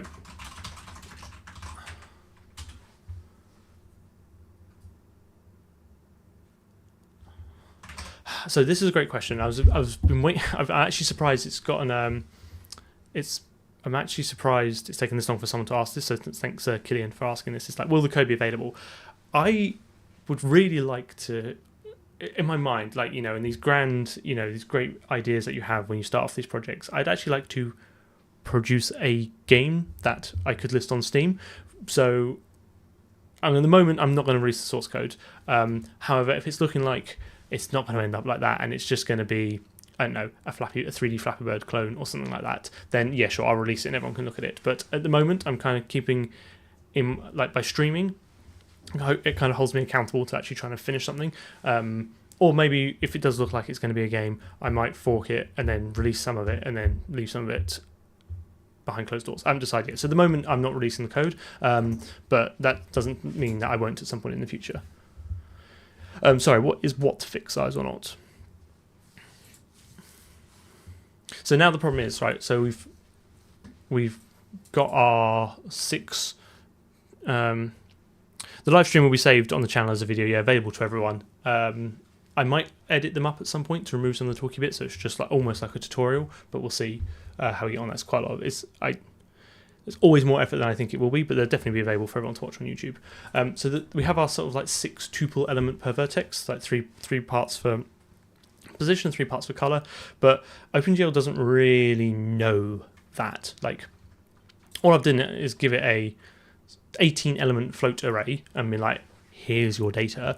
You have to tell it, you basically have to bind these locations to offsets within this data, so it knows how to basically convert, like, pass this and access it as this. So that's what the next kind of set of magical runes do. GL vertex attrib pointer. Let's get this up.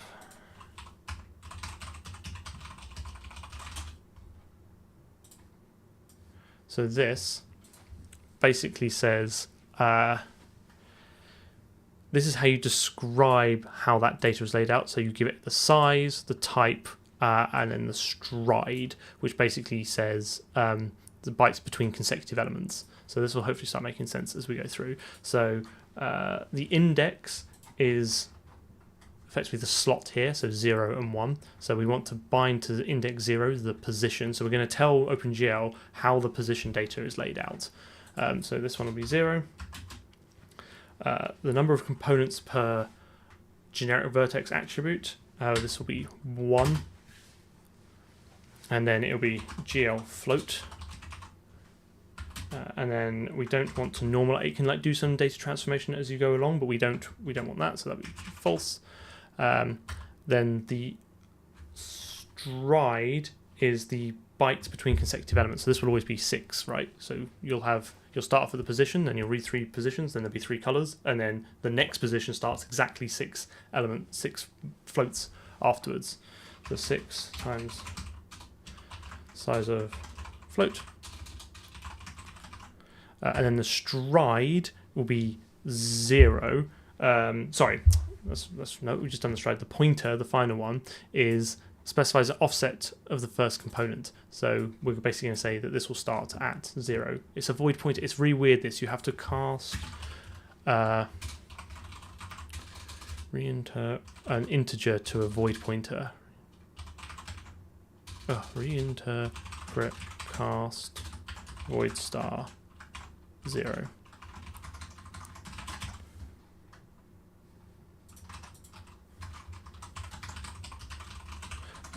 There's error handling we can do. We should be calling like GL get last error after all these. When we kind of wrap it up into the abstraction, we'll do all the proper error handling and throw exceptions as we go along. Isn't casting void star a legal static cast? It probably is for 0, but I don't think it is for any integer, and we're going to need to use a different number on the next one, so it's just to keep it consistent.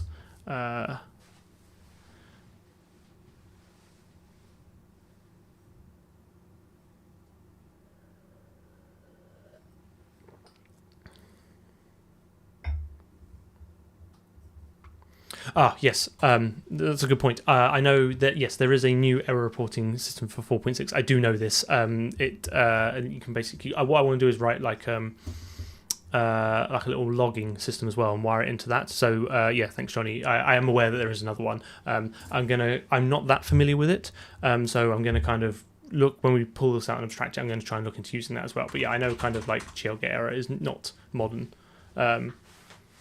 Yeah.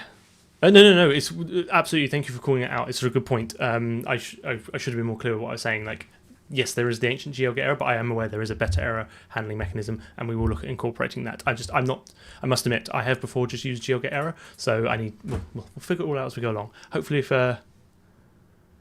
you come along, you can kind of tell me where I get it wrong, because it sounds like you know your stuff, which is good. I'm glad that there's someone here who knows what they're talking about. And then GL enable vertex attrib pointer.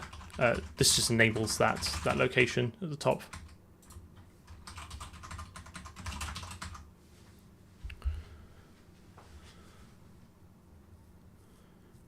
Yeah, you don't have to.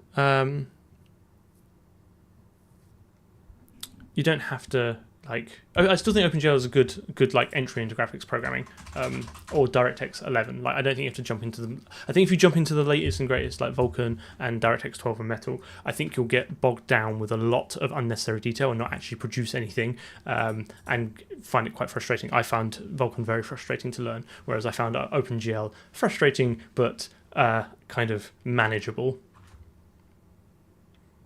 Get last errors for Windows won't work for OpenGL. That's an interesting point. OpenGL is for prototyping and Vulkan's for burning a final design into. That's an interesting point. I hadn't really considered that. I'm planning on making like a very basic game, like literally like blocks and stuff moving around. Alright, so now take these two, and I want 1 and sorry, this should be a 3 because there's 3 elements: X, Y, Z, and RGB. That maps it to a vec3. That's correct, I think. And again, this is all the same except for to lay out 1, 3 floats. Don't transform it. There's still 6 elements between them, but this time we need to start off as 3 times size of floats, right? So this is the starting. We start 3 floats in for the RGB colors, and then from there we'll take every 6 floats onwards.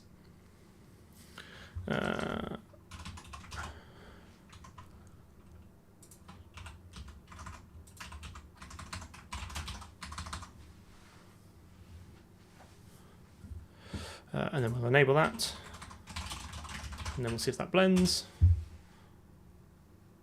It does not. GL enable vertex attrib pointer.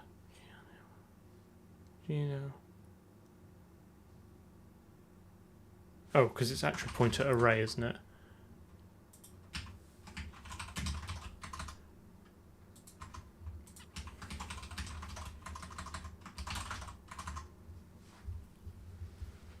Yeah, I think this is a really good point.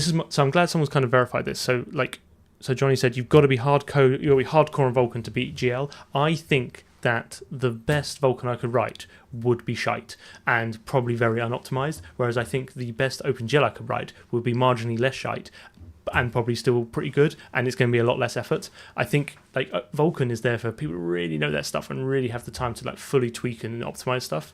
So that's kind of my view on it. No, that should be 0 because I want to enable this element, and then this should be 1 because I want to enable this element.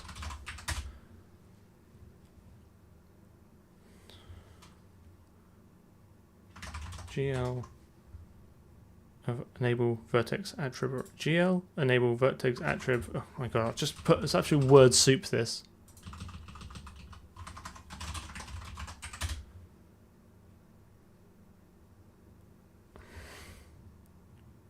I could just look up what I wrote. GL enable attrib Christ. GL enable attrib vertex. GL enable attrib vertex array.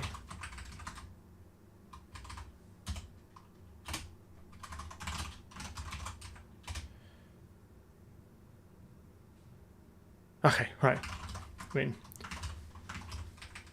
I'm not doing any other hat.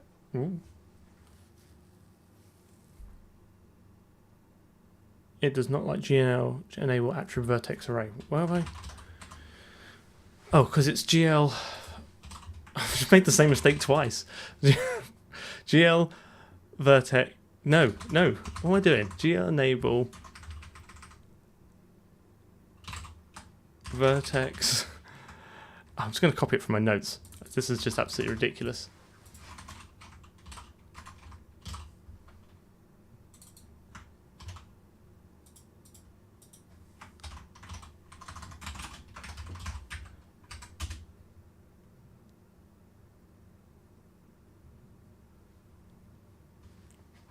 It's interesting. So apparently for modern cards, OpenGL is implemented as a Vulkan wrapper inside the drivers. That's cool. I guess it kind of means you only have to maintain like one code path.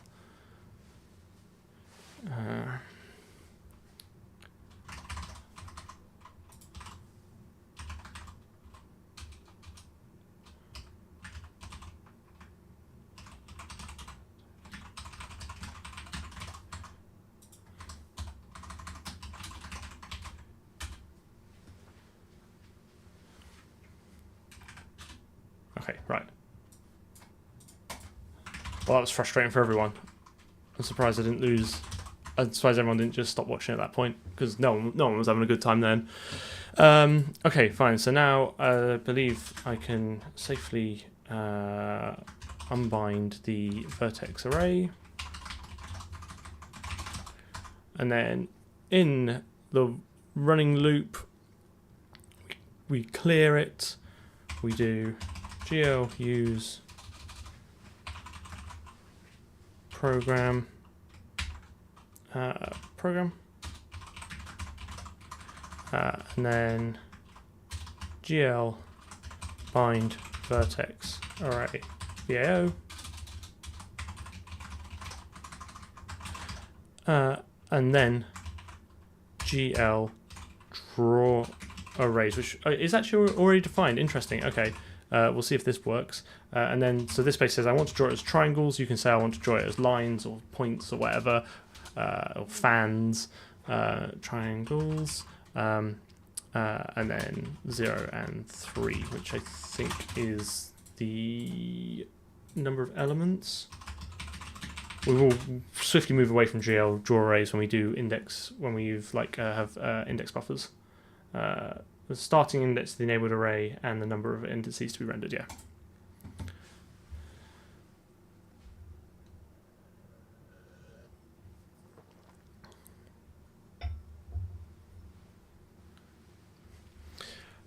Right, take your bets. Is it going to work? Are we going to get a colourful triangle? Or is it going to build first?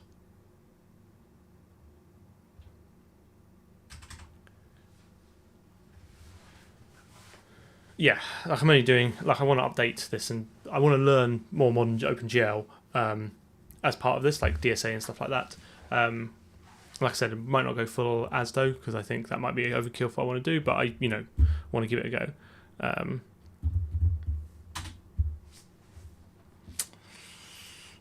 Boom, nailed it. Just going to leave that there. We can all marvel what we've achieved today.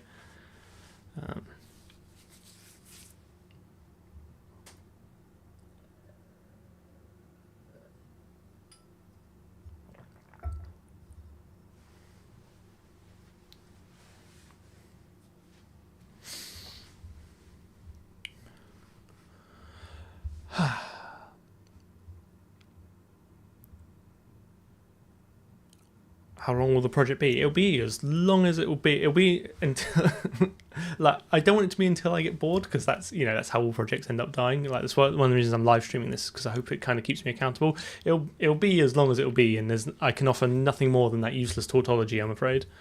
But we do have a very pretty triangle with a nice azure blue in the bottom right. So what have we done? Quick recap: we've resolved the OpenGL functions. We've hard-coded some shaders. We've created those shaders. We've created a program. We've told the program. We've created some data for the vertices. We've told the program how to interpret those vertices. We misspelt this function 3 million times, and then we used the program, and then we drew it.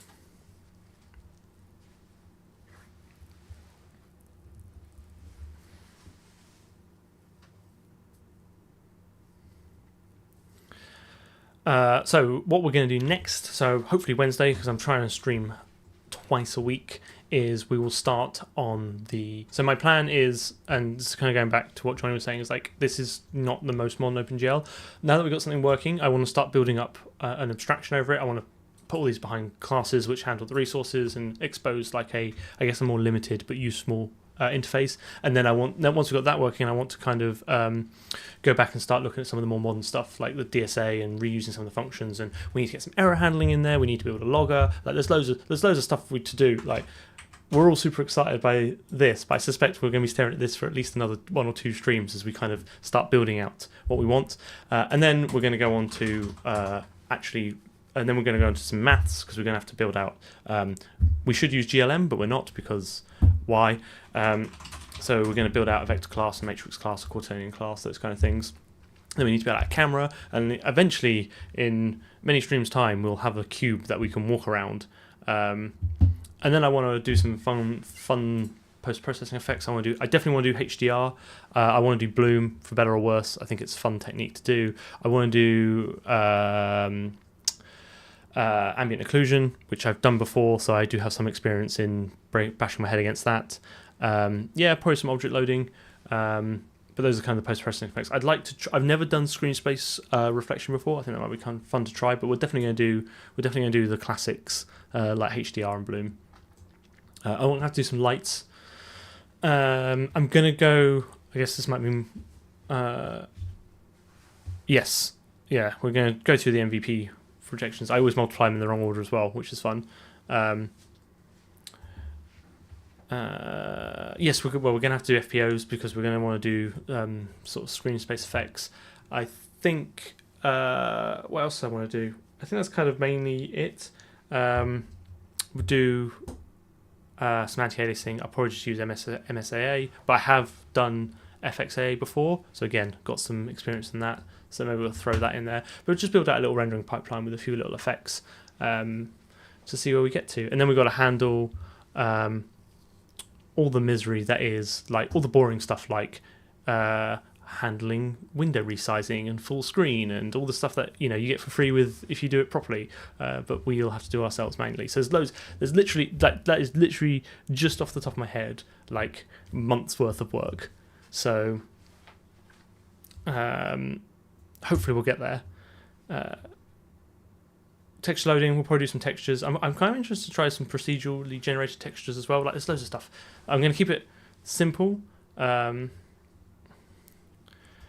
ish, but we'll see what we get to. But yeah, I think I'm pretty pleased with that. I think it's good. We'll definitely start moving some of this around next stream. I don't really want to start it now. I'm kind of happy for this to be here for now. Hang around a few more minutes in case anyone's got any questions. I did have something I was gonna go over, but I can't remember what it is now. I'll try and fix up some of these warnings so like my tooling is like a little less shite next time.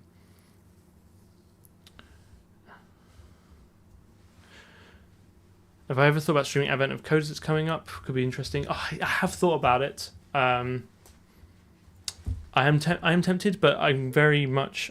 So I tell you what. Like, I'm already quite like. I'm trying to think of the best way of explaining this.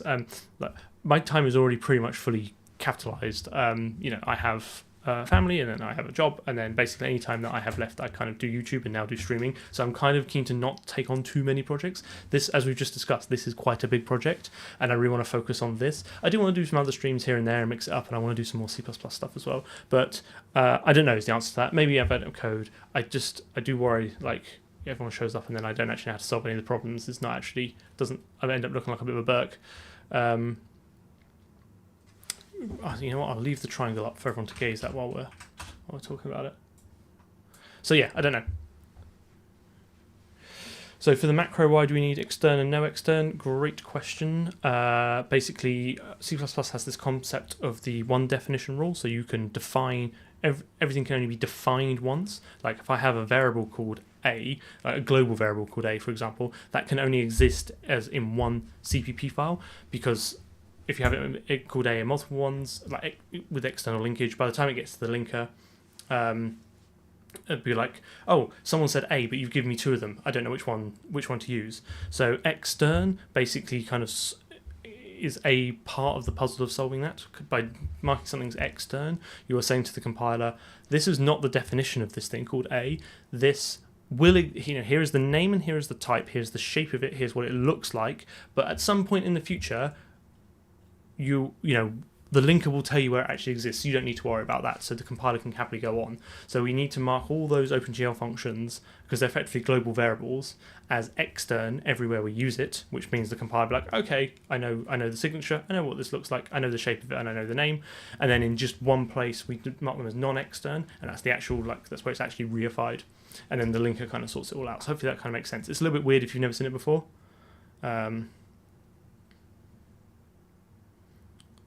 Yes, so someone's mentioning some of the more modern stuff. So there is a great, I found, maybe someone can tell me if this is any good or not, I don't know, but I found this, which is the Guide to Modern OpenGL Functions, and this has like DSA and all the equivalents. This has how to get the detailed error messages, storing index and vertex under a single buffer, blah, blah, blah, blah. So I'm probably going to read through this in slow time and figure out what I want to do and bring it across. But this seems reasonable to me. Like, I don't think you're allowed to lie on the internet, so I don't see why this wouldn't be true. So yeah, again, I've looked into ASDO before, and I have like a super high level overview of it. It looks really cool. I just don't know if I'm going to need it. So you basically, my understanding is you basically build up the draw commands in a compute shader, so all the data is you know, you don't have to keep marshalling data between the CPU and the GPU. You kind of get the CPU to do your visibility checks and occlusion checks, and there's a certain set of draw commands which it uses, which basically says, you know, the actual what you're going to be drawing is going to come from the compute shader.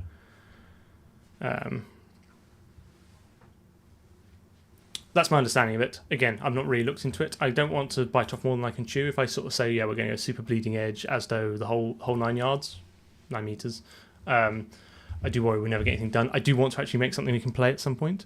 So we'll see. Right. But yeah, I think that's kind of it. Is anyone else on now? I was going to say, I think I get an achievement in Twitch if I raid someone. I've never done it before, but I don't actually recognise anyone here, so maybe that won't work. I was hoping Matt KC might be online. Not that he needs the viewers, but similar areas of interest.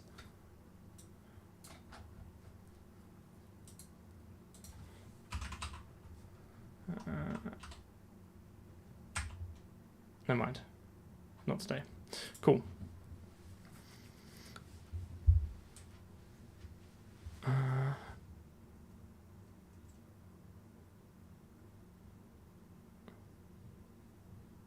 I don't know if we'll have Half-Life 2 levels of data. That seems like quite a lot.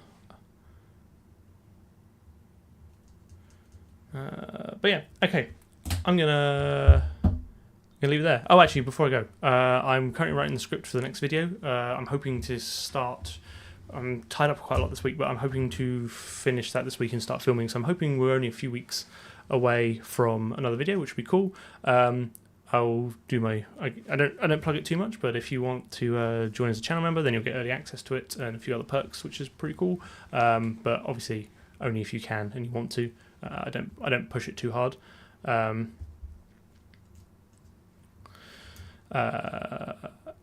But I mean, yeah. I've done graphics programming before. Like I've written an engine before. Like it wasn't great, but it's, you know, I do have some experience in like with GLSL and stuff like that. So I'm hoping I kind of refresh my memory as we go through this and kind of bring some of that through. But yeah, I'm sure I'll make some mistakes. And it's for, you know, everyone who shows up to kind of point those out to me, and we can all learn together. But so yeah, I'm not doing this maybe I should have clarified my experience before. It's like I've never worked in the games industry before, but I'm sort of a hobbyist interest, and I've had a go at writing a game engine before in OpenGL, Metal, and DirectX 12. So I do have some familiarity with those underlying technologies, and I've done a load of, like, I've written SSAO and FXAA and HDR tone mapping, a load of other stuff in shaders. So that's why I kind of want to do those, because I have some familiarity with those. But again, it's been a while since I've done it, so it'd be good to, yeah, no better time to try and do something than in front of loads of strangers. Thank you. Very nice. Kind words, Johnny. Thank you very much. I appreciate it. And I appreciate everyone who's shown up. Thank you very much. I will actually now sign off now, because I do want to go and have a beer. And that's all I'm going to say. I'm going to have a beer. Hope everyone has a good evening, and hopefully I'll see you all Wednesday. Thank you very much, and goodbye.